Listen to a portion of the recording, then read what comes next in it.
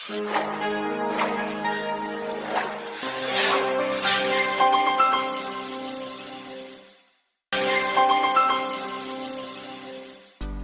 జిల్లా దర్శి నియోజకవర్గంలోని శివరాజనగర్లో CI సమీయుల్లా SI Suman ఆధ్వర్యంలో ఈరోజు తెల్లవారుజామున శివరాజనగర్లో ఆకస్మిక సోదాలు నిర్వహించారు.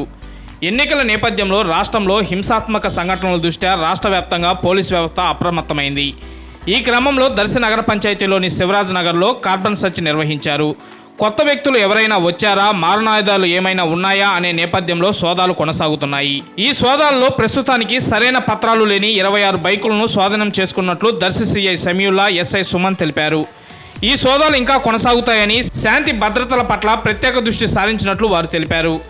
ఈ కార్బన్ సెర్చ్లో హెడ్ కానిస్టేబుల్ కాసయ్య, శివశంకర్, శ్రీను యాదవ్, పలువురు సిబ్బంది తదితరులు పాల్గొన్నారు.